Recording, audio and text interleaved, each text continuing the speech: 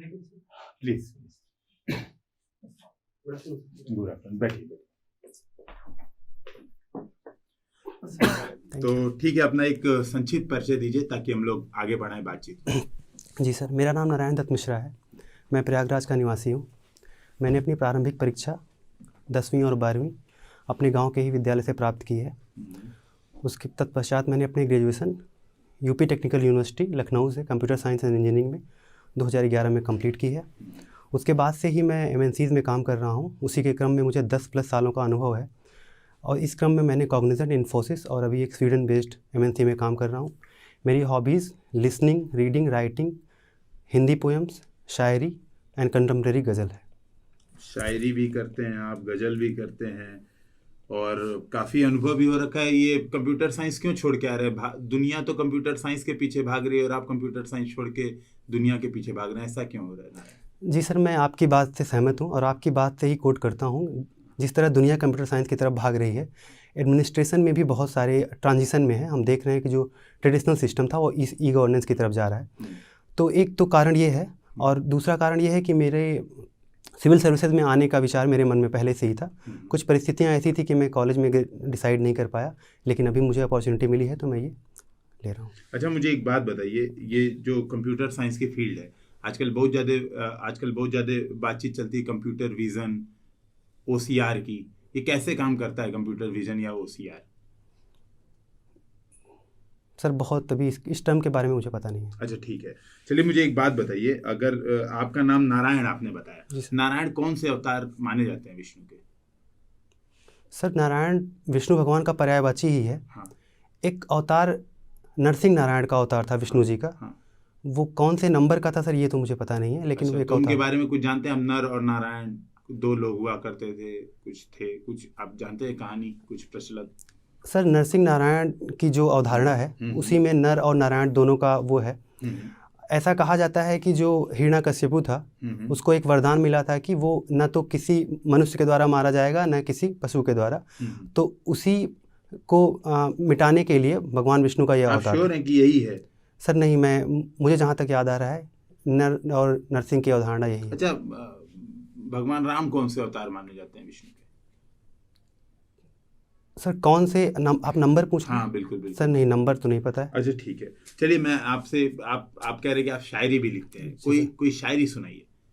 जी sir एक निदा फाजली शायर हुए हैं कंटेम्प्रेरी, जो कि आप नहीं लिखते हैं शायरी? लिखता हूँ सर। तो आप अपनी लिखी हुई कुछ सुनाइए। ठीक है सर ये मैंने संघर्ष के दिनों में लिखी थी जब मैं तैयारी कर रहा था।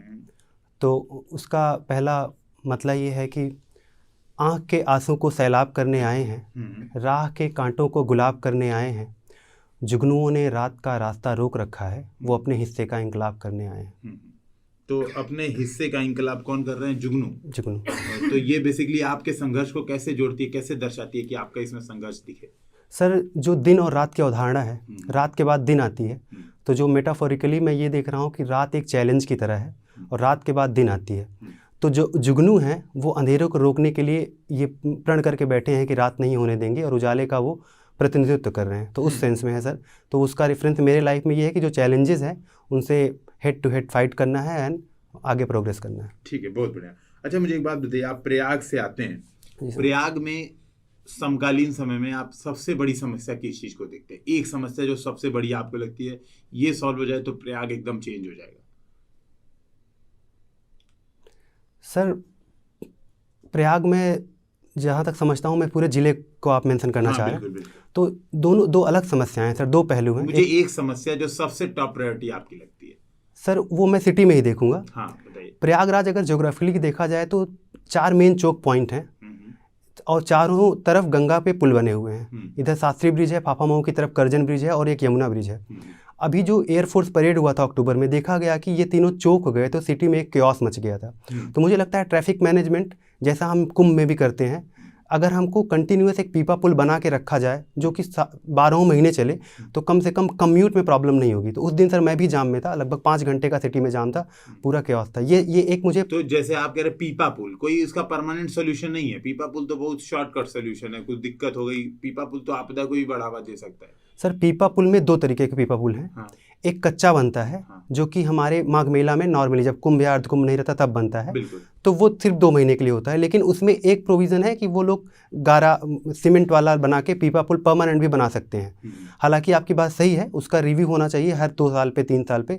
मुझे याद आ रहा है 2012 में एक परमानेंट पीपा पुल बना था जो 2017 तक चला था। ठीक है, तो कोई मैं कह रहा हूँ जो जाम की आप समस्या बता रहे हैं खासतौर पे पुल के कारण, उसका कुछ और उपाय देखते हैं आप?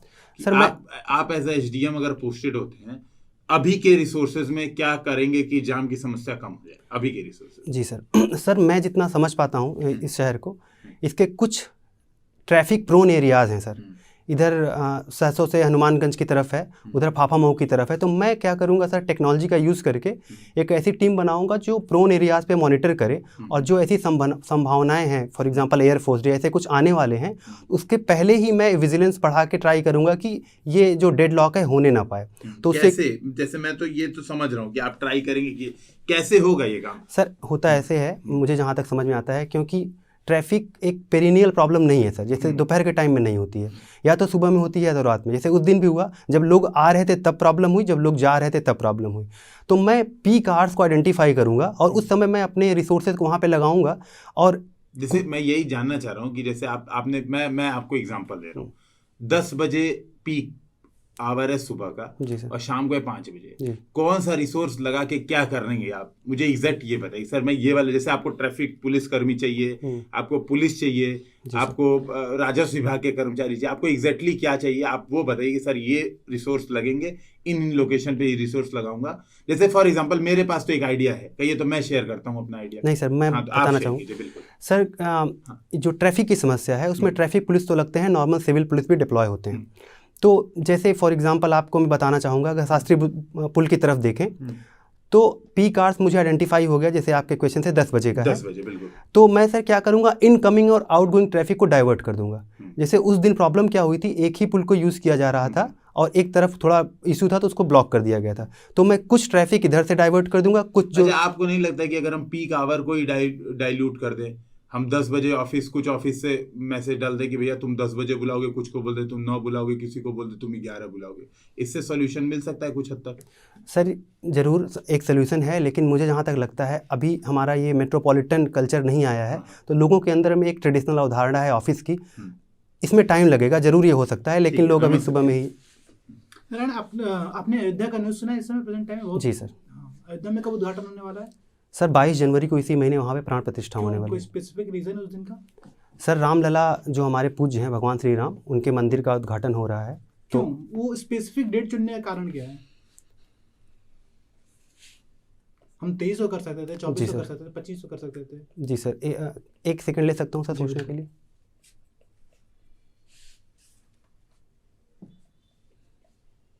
सर ध्यान नहीं आ रहा है मुझे। चलिए ठीक है, कोई स्पेसिफिक मुहूर्त रहा होगा, कोई अच्छा नक्षत्र रहा होगा, इसी कंडीशन में हम लोग कर रहे हैं उद्घाटन, कोई दिक्कत नहीं है। अयोध्या में यूपी सरकार के द्वारा किए जा रहे हैं, आप मुझे कोई डेवलपमेंट प्रोजेक्ट बताइए, 3 इंपॉर्टेंट प्रोजेक्ट बताइए जो कि सरकार वहाँ पे कर रही है। जी सर, सबसे पहला वो कनेक्टिविटी के लिए कर रहे हैं। अभी recently prime minister Modi ji ने महर्षि वाल्मीकि एयरपोर्ट, इंटरनेशनल एयरपोर्ट को चालू किया। और दूसरा भी इसी से रिलेटेड है सर, उसी दिन माननीय प्रधानमंत्री जी ने 8 ट्रेनों का शुभारंभ किया, तो वो कनेक्टिविटी फ्रंट पे हो गया। एक और चीज़ है सर, रामायणा सर्किट से भी इसको जोड़ा जा रहा है, जो कि economically, connectivity and culturally engage करेगा। और तीसरा सर ये है कि अयोध्या एज ए ब्रांड बहुत प्रोजेक्ट किया जा रहा है इंटरनेशनल लेवल पे, तो इससे लोग रेमिटेंस फॉरेक्स आएगा। शहर में डेवलपमेंट के लिए सरकार कुछ काम कर रही है, जैसे कुछ आप मुझे जैसे प्रोजेक्ट बता सको? सर अयोध्या शहर में जहाँ तक मुझे ध्यान आ रहा है कि वहाँ पे हर, जैसे प्रयागराज में देखते हैं आप, हर जो पुल हैं, ब्रिज हैं, उस पर एक थीमेटिक बेस्ड पेंटिंग है, उस शहर में भी है। ये जस्ट वहाँ के सिविक सेंस बढ़ाने के लिए सोलर सिटी बना रही है, सोलर सिटी, जी सर, कुछ प्रयोग कर रही है वहाँ पे सरकार। Thank you sir. Solar city Ayodhya, Lucknow और नोएडा को शायद बोला गया है। देश का पहला आर्टिफिशियल इंटेलिजेंस आधारित शहर बनने जा रहा है अयोध्या हमारा। थैंक यू सर, ये बात नहीं पता थी मुझे। ठीक है, अब मुझे बताइए कि यूपी में और कौन से स्पिरिचुअल साइट्स हैं जहाँ पर सरकार स्पिरिचुअल टूरिज्म को बढ़ावा देने के लिए कार्य कर रही है? सर यूपी गवर्नमेंट की एक बहुत इनोवेटिव स्कीम है, उसको ये बोल रहे हैं रिलीजियस टूरिज्म से टैग कर रहे हैं, जो कि थीमेटिक बेस्ड टूरिज्म है। तो उसमें जैसे रामायण सर्किट हो गया, महाभारत सर्किट हो गया, ब्रज सर्किट हो गया, और अभी जो रिसेंट बजट में एक शक्तिपीठ सर्किट करके है, तो उसमें क्या हो रहा है, जैसे कि और एक आर्क तो है ही जो इसे बनारस, लखनऊ और उसको ऐड कर रहा है। तो आपको नहीं लग रहा है कि यहाँ पर सरकार एक स्पेसिफिक धर्म को इग्नोर कर रही है? सर मुझे लगता है कि जो यूपी का कंस्ट्रक्ट है, जो पॉपुलर यहाँ पे अंडर करंट चलती है, जैसे भगवान राम का अगर एग्जांपल लूँ, ये एक सर कलेक्टिव कॉन्शियस को रिप्रेजेंट करते हैं पूरे इंडिया में, लेकिन यूपी में स्पेशली। तो मुझे लगता नहीं ये लोगों का ही मैंडेट सरकार फॉलो कर रही है। मुझे लगता नहीं है कि, लेकिन आपको नहीं लगता कि सरकार यहाँ पे एक स्पेसिफिक धर्म के लिए कार्य कर सकती थी? बहुत सारे लोग यहाँ पर रहते हैं, बाकी बहुत बड़ा परसेंटेज यहाँ पर रहता भी है। जी सर, सहमत हूँ बिल्कुल। अगर 2011 का सेंसस देखें तो जो उसका ऑर्डर है हिंदू, मुस्लिम, सिख, ईसाई ऐसे ही है।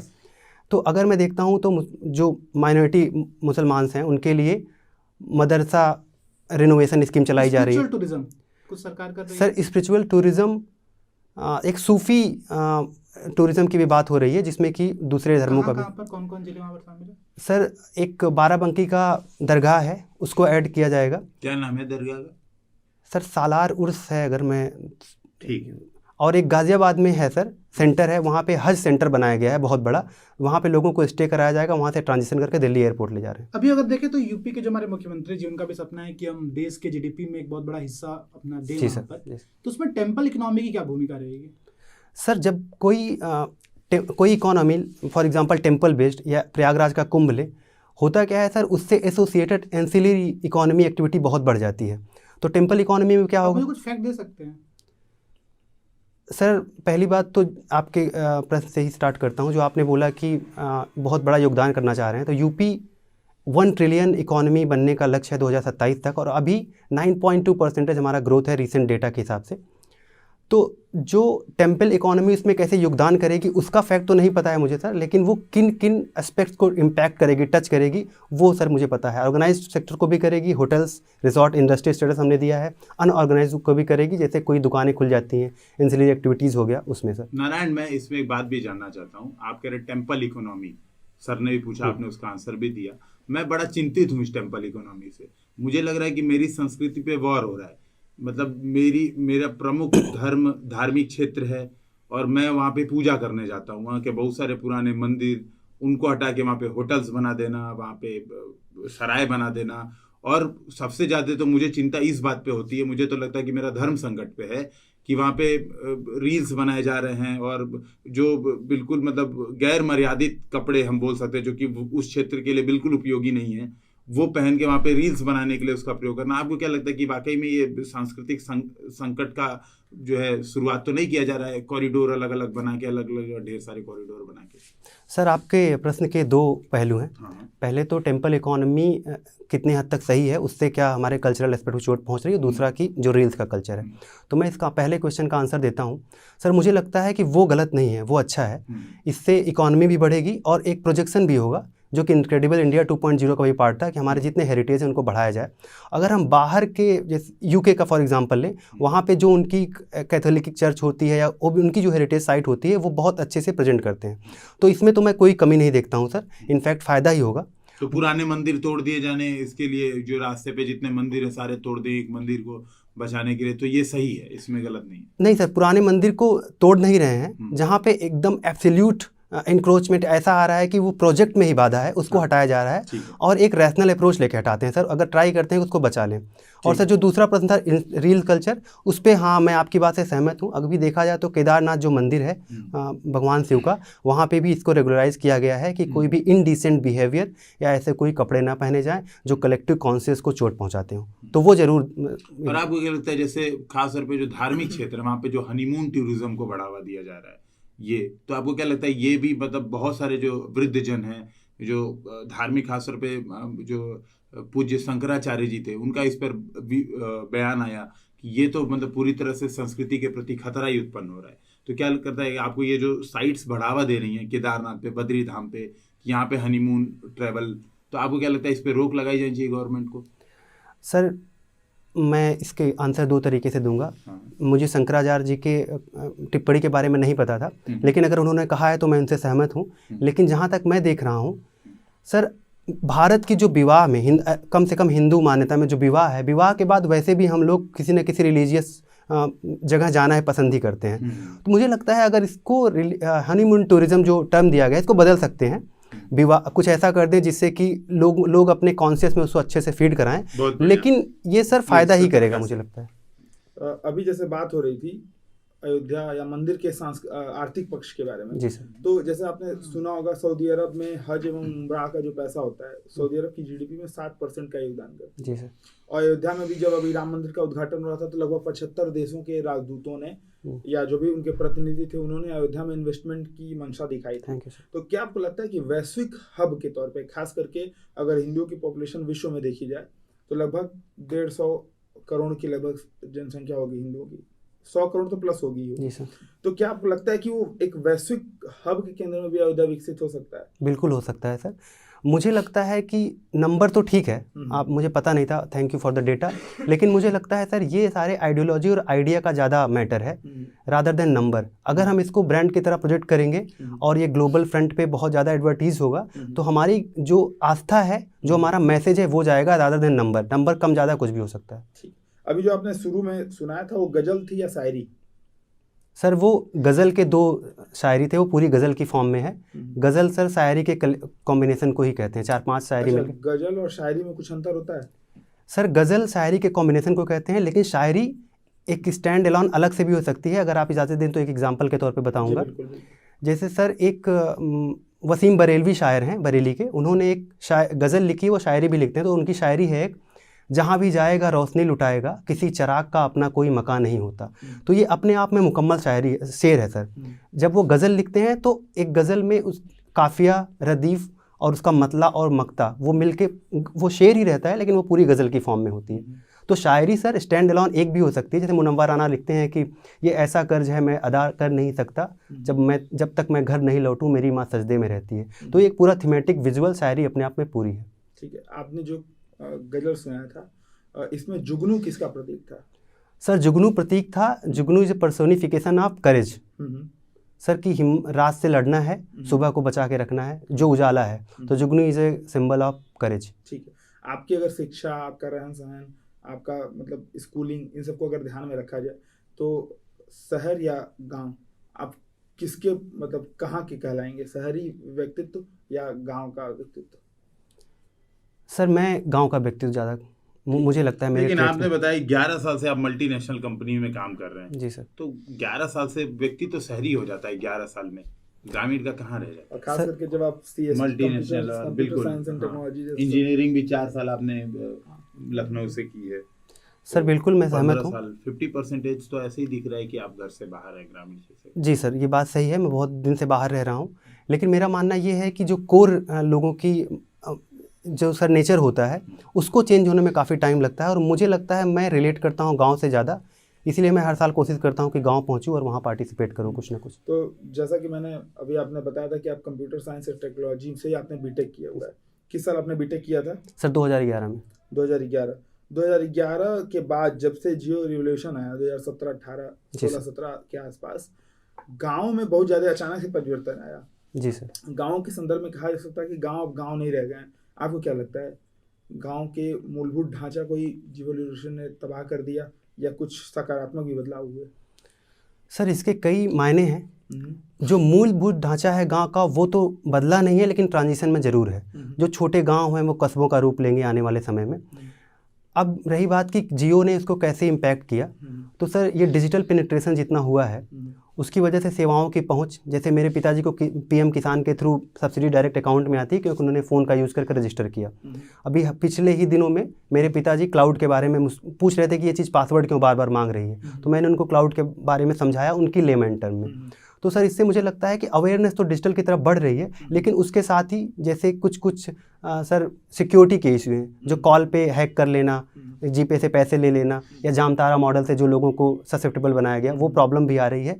लेकिन मेरा एक इसमें विचार है सर कि अगर पेनिट्रेशन आगे बढ़ जाता है तो पंचायत लेवल पे अगर हम जो कंप्यूटर कियोस्क हैं उसको बैठा दें, जो रीजनल लैंग्वेज में ही उनको कुछ ट्रेन कर पाए कोई स्कीम के लिए, वो प्रेस करें तो अवधी में बात करें या भोजपुरी में बात करें, तो उनको समझ में भी आ जाएगा और ये चीज़ पेनिट्रेट भी हो जाएगी। क्योंकि मैंने ये क्लाउड वाले में देखा, मैंने पिताजी को क्लाउड को उनकी भाषा में समझाया तो वो बहुत अच्छे से समझ पाए कि सिक्योरिटी का कितना महत्व है। लेकिन भारत में, खास करके भारत में कंपनियां इंटरेस्ट तो ले रही हैं, लेकिन अभी जैसे एक बहुत बड़ी कंपनी है एप्पल, उसने अपने जो उसका फेवरेट सॉफ्टवेयर सीरी के थ्रू वो काम कर रहे हैं, लेकिन वो अभी हिंदी में डेवलप नहीं है, जबकि भारत में उसका 145 करोड़ जनसंख्या तक उसका पहुंच हो चुका है। लेकिन इसके बावजूद भी तो आपको लगता है कि वो अवधी में, भोजपुरी में, बघेली में, बुंदेली में, क्योंकि हमारे यहाँ कोस कोस पे वाणी बदल जाती है, तो क्या आपको लगता है कि ऐसे संभव है? सर आपकी बात से मैं सहमत हूँ कि थोड़ा टफ टास्क है। हिंदी में टोकनाइजेशन का प्रॉब्लम आता है, इंग्लिश में टोकन बहुत सिंपल फॉर्मेट में बन जाते हैं मॉडल में, तो उसको विकसित बहुत आसानी से किया जा सकता है। हिंदी में एक ही शब्द के टोकन कई बनाने पड़ते हैं, तो प्रेशर पड़ता है बैकएंड पे। लेकिन NIC का एक सिस्टम है S3WAS, वो उसको क्लाउड कंप्यूटिंग बोल रहे हैं, जिसको कि infrastructure as a service provide कर रहे हैं। उसमें अभी तक 12 लैंग्वेजों का सपोर्ट है। तो मुझे लगता है कि जैसे जैसे टाइम बढ़ेगा, स्केलेबिलिटी बढ़ेगी, तो ये संभव है कि हम हर लैंग्वेज में बढ़ा दें। अच्छा, भविष्य में कर सकते हैं। जी सर। ठीक, अगर मैं आपसे कहूँ कि तकनीकी गांव में आने का कोई 5 नुकसान मुझे गिनाइए, तो क्या गिनाएंगे आप? सर टेक्नोलॉजी, आप ई टेक्नोलॉजी की बात नहीं सॉरी, तकनीकी नहीं, जियो या इंटरनेट क्रांति। मैं जियो नहीं, इंटरनेट क्रांति वर्ड का प्रयोग करूंगा। इंटरनेट क्रांति के कोई 5 नेगेटिव इम्पैक्ट बताइए जो गाँव में पड़े।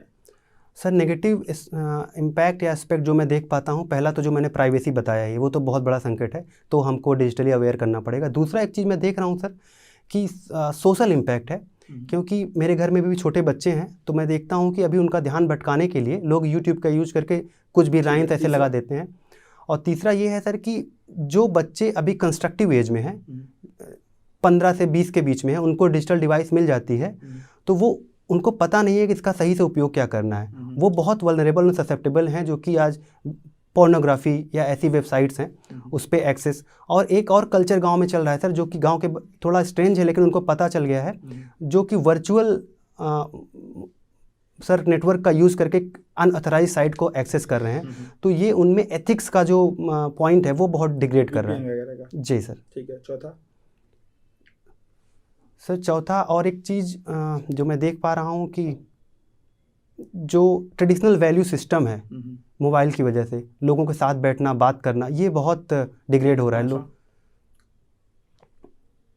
सर, 5वां इंटरनेट क्रांति का पॉलिटिकल आइडियोलॉजी या फिर क्या कहते हैं, जो ट्रेडिशनल जो क्राफ्ट, हैंडीक्राफ्ट है, इन पे भी कुछ नेगेटिव इम्पैक्ट पड़े हैं क्या? Thank you sir. जी सर, पॉलिटिकल आइडियोलॉजी की जो बात है, एक पोलराइजेशन सा चल रहा है, क्योंकि ये जो इंटरनेट है पूरा ओपिनियन कंडीशनिंग के ऊपर चलता है। तो लोग किसी एक तरह की आइडियोलॉजी फॉलो करते हैं और उनको उसी तरीके के ऐड आते हैं, तो उनका एक पोलराइजेशन हो जाता है, उनको पता भी नहीं चलता, उनकी चॉइसेस और ओपिनियन पे इनडायरेक्ट कंट्रोल हो जाता है। तो सर ये बात सही है। और दूसरा सर मैं मिस कर गया, सॉरी, आपने क्या बोला था? ठीक है प्लीज। और कोई मानसिक समस्या, कुछ अवसाद, ये सब गांव में? सर गांव के लेवल पे थोड़ा अभी कम है, ये शहर में ज़्यादा है। गांव के कम इस सेंस में है कि लोग बताते नहीं हैं और अभी एक्सेप्टेबिलिटी कम है, तो ये उभर के बहुत नहीं आ रहा है कि कोई डिप्रेस है, इसकी वजह से है क्या। और गांव में कोई खुल के बोलता है तो लोग उसको डिफरेंट तरीके से टैग कर देते हैं, लेकिन ये इसका डाउन साइड तो है ही। अच्छा, मैं अगर आपको इसका बोलूँ समाधान सुझाने का, आपने इतनी सारी समस्याएं बताई, 5-6 समस्याएं गिना लेगा, क्या समाधान सुझाएंगे? सर जो पहली समस्या है सिक्योरिटी, नहीं, मुझे एक होलिस्टिक, मतलब अलग अलग नहीं चाहिए, मुझे 6 का एक कंबाइन समाधान चाहिए। सर इसका समाधान 3 लेवल पे मैं देखता हूँ। पॉलिसी लेवल पे गवर्नमेंट डेटा सिक्योरिटी बिल या ऐसा जो ला रही है, पेरेंटल लॉक वगैरह लाए, जो कि 2021 का डिजिटल मीडिया को भी इन्फोर्स करे। पॉलिसी लेवल हो गया, इंस्टीट्यूशनल लेवल हो गया, जो गांव लेवल पे स्कूल हैं और विद्यालय बड़े बड़े हैं, उनको भी बोला जाए कि आप थोड़ा कंप्यूटर साइंस, क्योंकि ट्रांजिशन फेज में, इसमें थोड़ा अवेयर कीजिए।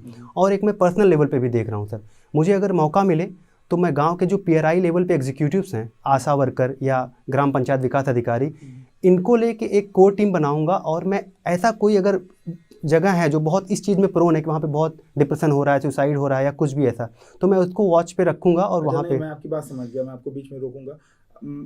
जैसे मान लीजिए मैं किसी, सपोज करिए मैं पेरेंट हूँ जी सर, और मेरे 2 बच्चे हैं, ठीक, मेरे लिए सबसे आसान है कि मैं बच्चों को यूट्यूब पकड़ा दूँ।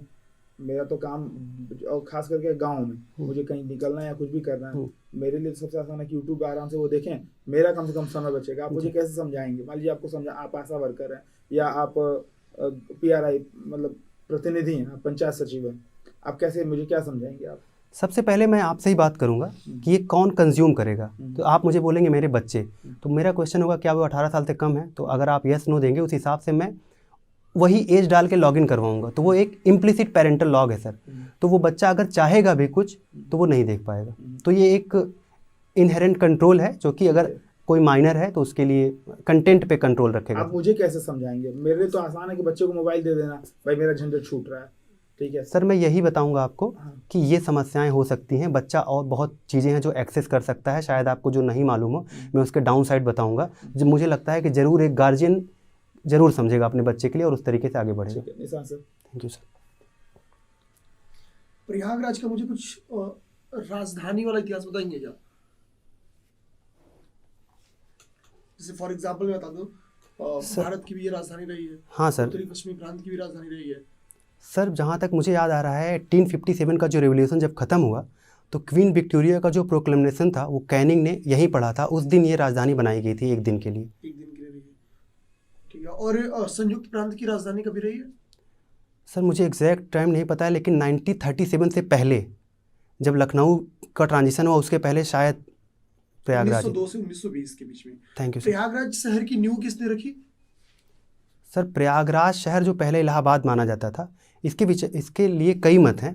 कुछ लोग बोलते हैं कि प्रतिष्ठानपुर जो झूंसी है यहाँ पे, वहाँ पे चंद्रवंशियों का शासन था, उनकी एक पुत्री थी इला के रहने की जगह इलाहाबाद के नाम पे इलाहाबाद पड़ा था। लेकिन अगर हिस्ट्री में हम देखते हैं तो ऐसा माना जाता है कि मुग़ल एम्परर अकबर ने अलाहाबाद नाम रखा था, जो कि in the course of time Allahabad हो गया था, जो बदल के प्रयागराज हुआ। पौराणिक कहानी जो कौसाम्बी है वो इलाहाबाद ही गया। सर कौसाम्बी जो है वो महाजनपदा के टाइम पे वत्स जो महाजनपद था उसका पार्ट था, तो वो उसमें इस समय का प्रयाग आता था सर, समाहित था। ठीक है। नेक्स्ट मेरा क्वेश्चन है कि प्रयागराज का ओडीओएस क्या है? ओडीओपी कहना चाह रहे हैं सर? नहीं, ODOS, one district one sport. Thank you sir. Sir मुझे लगता है लॉन टेनिस है। Lawn tennis. और लॉन टेनिस में कितने खिलाड़ी होते हैं? सर नहीं पता है, सॉरी।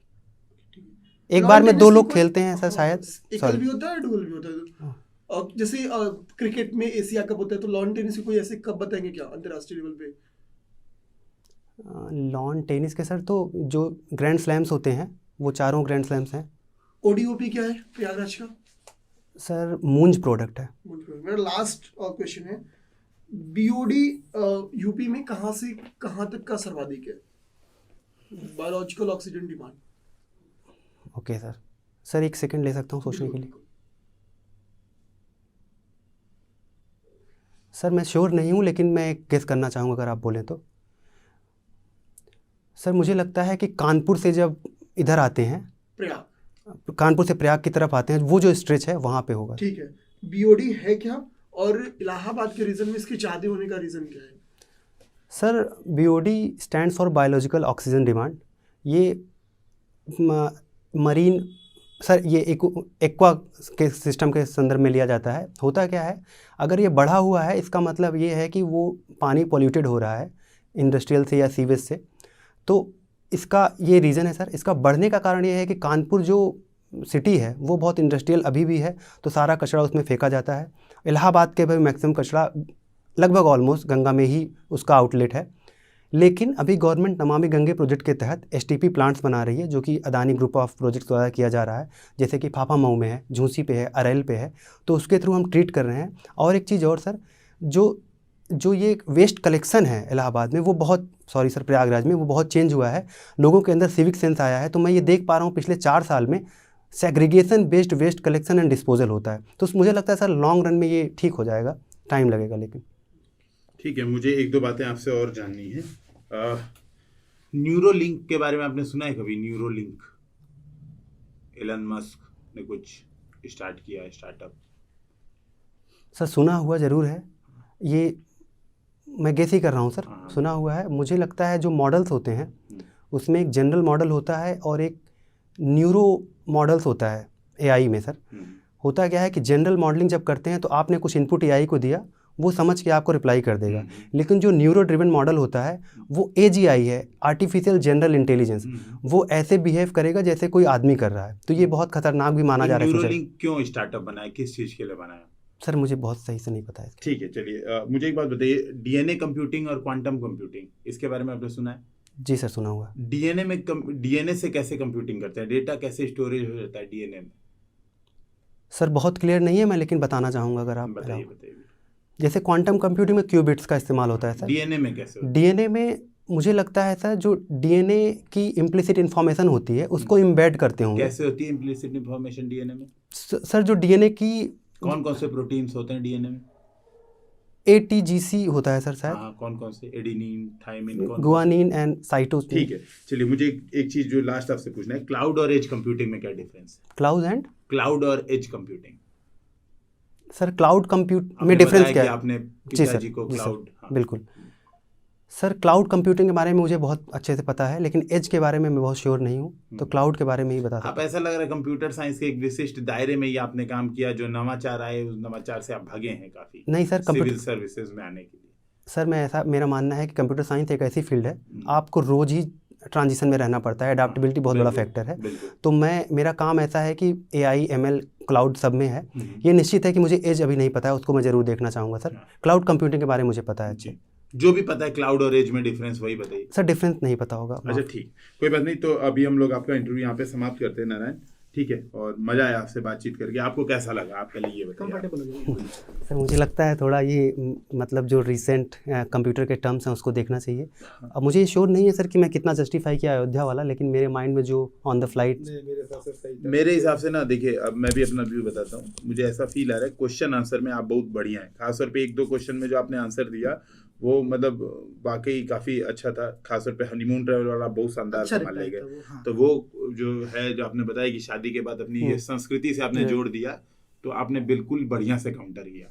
तो अगर ऐसा 1-2 आंसर आप वहाँ पे दे देते हैं तो आप समझिए आपका इंटरव्यू मतलब बड़ा सकारात्मक, आप 70+ स्कोर कर ले जाएंगे इसी नॉलेज में। कंप्यूटर वाला बेसिक जानकारी तो आपको रखना ही पड़ेगा। अब जैसे मैं आपसे जावा, C++, HTML तो नहीं पूछने वाला हूँ, मैंने पहले हटा दिया था। बेसिक चीज जो है, जैसे अब न्यूरोलिंक है, ये तो इतना ज्यादा सुना हुआ था, श्योर नहीं था इसलिए मैंने बोला नहीं। हाँ, मतलब ये अभी बहुत फेमस है। ये चिप, दिमाग में चिप लगाने की कोशिश कर रहे हैं कि हम मनुष्य को एकदम मशीन बना दे, ठीक है? आप बहुत सारी, जैसे नर एंड नारायण, ये बड़ा फेमस अवतार है, विष्णु का चतुर्थ अवतार है। विष्णु का चतुर्थ अवतार है, नरसिंह नहीं है ये। शायद वो ब्रह्मा की पत्नी से पैदा हुए थे। मतलब अब ये तो अब इनको जानना पड़ेगा। सर जान लूंगा, लेकिन ये पूछना है कि ये क्वेश्चन तो शायद नहीं पूछा जाएगा, कोई नाम तो पता नहीं होगा उनको। नहीं ना, हो सकता है आपने इंट्रोडक्शन में बताया ना नारायण, आपने अच्छा इसलिए आपने अपना नाम बताया, तो इसको पढ़ लूं मतलब। हाँ बिल्कुल बिल्कुल। अच्छा, जब नारायण दत्त मिश्रा बोला कि आपने जाति मत बताइएगा, अगर इंट्रोडक्शन में अपना नाम बताइए तो नारायण बताइए, ठीक है? मिश्रा और दत्त ये मत लगाइए, ठीक है? अपना सर मेरा नाम नारायण है, ठीक है? इवन नाम चाहे तो स्किप भी कर सकते हैं। दूसरी बात, आपसे मैंने बोला बेसिक एजुकेशन बताने की कोई जरूरत नहीं सर, मेरी बेसिक एजुकेशन यही से हुई। वो लंबा खींचता है, आप सोचिए ना, आपने कितना लंबा बढ़िया से मुझे रीडिंग, राइटिंग, ये वो शायरी, फिर वो लगता है कि आप एकदम मशीन टेप रिकॉर्डर ऑन हो गया है वहां से। तो सर सीधा ग्रेजुएशन से स्टार्ट करूं? आप बिल्कुल सर, मेरा नाम नारायण है, मैंने अपना ग्रेजुएशन यहाँ से, मैं प्रयागराज का निवासी हूँ, मैंने अपना ग्रेजुएशन यहाँ से किया। इतने साल में मैं कंप्यूटर की फील्ड में हूँ, मेरी हॉबी ये है, या मुझे ये चीज करना पसंद है, बस हो गया इंट्रोडक्शन, ठीक है? वो बेसिक एजुकेशन बहुत ज्यादा सर, मैंने क्लास 1 से लेकर 4 तक की यहाँ पढ़ाई की, 4 के बाद सर 7 तक मैं इंग्लिश मीडियम से हिंदी मीडियम में चेंज हुआ, उसमें सर मैं एक बार, ठीक है? तो ये मुझे एक चीज आप में वो थोड़ा सा इम्प्रूव करनी है। बेसिकली आपको नॉलेज बहुत अच्छा था, 1 डिस्ट्रिक्ट 1 स्पोर्ट्स, आपने ये चीजें अच्छे से पढ़ी है। अच्छा, जैसे जाम की समस्या है, आप कंप्यूटर साइंस वाले हैं, तो बोलिए ना सर कुछ ऐप बना दूंगा, क्या दिक्कत है इस बात को बोलने में? मतलब आप स्टेप लेने से भाग क्यों रहे? नहीं सर, ऐप से कंट्रोल कैसे करेंगे, फिर वो पूछ सकते हैं। बताइए, डिस्कशन तो ले जाइए। नहीं आप सुनिए मेरी बात। अच्छा, आप मामले को डिस्कशंस पे तो ले जाइए, भाग क्यों रहे हैं? नहीं कंट्रोल हो रहा है मत करिए। आज तक गवर्नमेंट नहीं कर पाई आपसे, हम वही देखिए, एक चीज बता रहा हूँ, इंटरव्यू बोर्ड को पता है कि आप आके सर्विस में कुछ नहीं उखाड़ पाएंगे एकदम। ऐसा नहीं है कि आप आके एकदम जमीन आसमान, ये सीरियसली मैं बता रहा हूँ, उनको भी पता है कि ये चीज आप, लेकिन वो जरूर एक व्यक्ति ऐसा चाहते हैं जो एक क्षमतावान हो, जो अगर जिसको मौका मिले अगर कुछ चेंज करने का तो वो चेंज कर दे। तो ये बस समझिएगा, उसको भी ये बात पता है कि भाई 75 साल में जब हम लोग नहीं बदल पाए तो आपसे मैं क्या उम्मीद कर लूं कि आप 2 दिन में सारी चीज धरती आसमान चेंज कर देंगे। लेकिन मुझे एक पोटेंशियल तो दिखना चाहिए। तो आप इधर तो सर मैं मोबाइल ऐप का सर मुझे जानकारी है, मैं कोशिश करूंगा ऐप बनाने की, सूचना भिजवाऊंगा कि देखो आज ये जाम हो सकता है, अनावश्यक काम के लिए मत निकले। आप एटलीस्ट डिस्कशन पे तो ले जाइए। मैं ये जरूर कहूंगा कि यहाँ से इस लोकेशन के सारे ऑफिस 10 बजे खुलेंगे, इस लोकेशन के सारे ऑफिस 11 बजे खुलेंगे, इस लोकेशन के सारे ऑफिस 9:30 या 9 बजे खुलेंगे। मैं सर थोड़ा डाइवर्जन में इस ऐप का यूज कर सकता हूँ, भले से कितना फिजिबल है, नहीं फिजिबल, बोले कि नहीं फिजिबल है एकदम, तुम्हारी बात एकदम गलत है, तो मान लीजिएगा सर मुझे अनुभव नहीं है, मेरे दिमाग में ये आइडिया था, मैं माफी चाहूंगा सर, मैं कुछ और सोचूंगा। ठीक है सर। ठीक है, आप स्टेप लेने से मत घबराइए। बहुत आप समझ रहे हैं, आप छक्का मार सकते हैं फुल टॉस बॉल पे, लेकिन वहां पे आप प्लेड कर रहे हैं कि ठीक है सिंगल लेके काम आप चलाए, काम आपने चलाया, लेकिन वो बॉल मारिए एकदम घुमा के, जितना दूर भेज सकते हैं उसको भेजिए। ठीक है, तो आप सूचना क्रांति आप करें प्रॉपर, आप भारी वाहन रोक सकते हैं। ठीक है, कुछ हाँ सर, वो तो होता ही है, मैंने भूल गया मैं बताना, लेकिन अब बताना तो पड़ेगा ना, होता है तो सबसे बड़ी बात है, ये आपको करना है। आपका बोलने का तरीका बहुत सही है, आपकी रिस्पेक्ट बहुत अच्छी है, जो खासतौर पे इंटरव्यू बोर्ड है उसको रिस्पेक्ट आप कर रहे हैं, प्रॉपर थैंक यू सॉरी इसका यूज कर रहे हैं, तो ये मतलब बहुत है। हाँ, एक चीज मैं बोलूंगा इसमें, जैसे खासतौर पे ना, जैसे डायरेक्ट पॉइंट आउट मत कीजिए इंटरव्यू बोर्ड को मेरे हिसाब से। जैसे आप कह रहे हैं ना सर आपके अनुसार ये क्वेश्चन, सर ये क्वेश्चन पूछा गया है तो इसका आंसर है। ठीक है, ये मेरा सजेशन रहेगा। जैसे मैं इस चीज से बहुत बचता था। Okay sir. जब मैं सीधे आपको पॉइंट आउट कर देता हूँ ना, तो अचानक से नींद खुल जाती है। तो इंटरव्यू बोर्ड में नींद में सोया है, ठीक है, जैसे मान लीजिए इनसे डिस्कशन हो रहा है आपका, और आपने अचानक से बोल दिया सर आपने ये वाला क्वेश्चन पूछा था उसका भी आंसर ये है। अब उससे समझ रहे, उससे मुझे झटका लग जाएगा। ठीक है सर। तो जैसे ना बजाय सर ये वाला भी डिस्कशन में आया था, तो ये चीज ऐसे ऐसे हो रहा है। अच्छा, इसमें एक बात और है, थोड़ा सा कांटेक्ट, आई कांटेक्ट जो है ना, एक दो बार घूमिए भी। ओके, है ना, एकदम एक व्यक्ति पे मत फोकस है। आपका आई कांटेक्ट अच्छा है, लेकिन ऐसा ना हो कि एकदम बाकी लोग सो ही जाएं वाकई में, आप डिस्कशन कर रहे हो तो एक थोड़ा सा बीच में एक दो बार स्माइल करके पास कर लीजिए, जिससे लगे कि हाँ सब इन्वॉल्व। एक आध बार बीच में बहुत बढ़िया क्वालिटी रहेगी।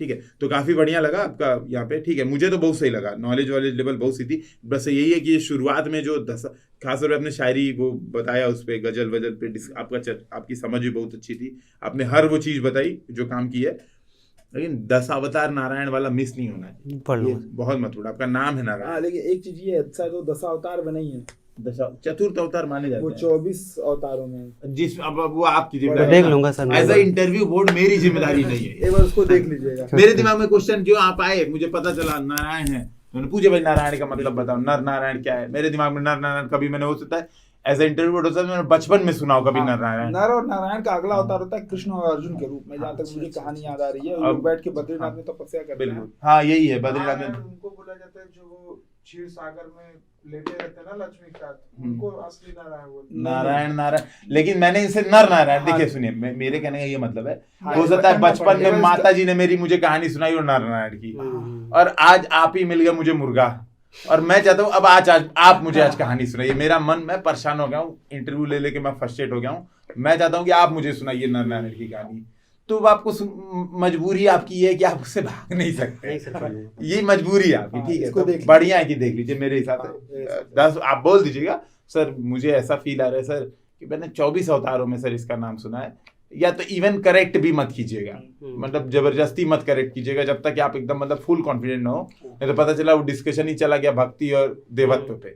तो सर आपको नर, अगर वो बोल रहे हैं ना कि मान ले मैं एज ए इंटरव्यू मैंने बोला कि 10 अवतार में प्रमुख अवतार है नर नारायण, उसकी कहानी सुनाओ, तो शांति से अगर कहानी याद है सुना दीजिएगा, नहीं याद है सर माफ कीजिएगा, मुझे इस संदर्भ में और पढ़ना होगा, या मैं और सर देखना चाहूंगा जाके, मुझे नहीं पता।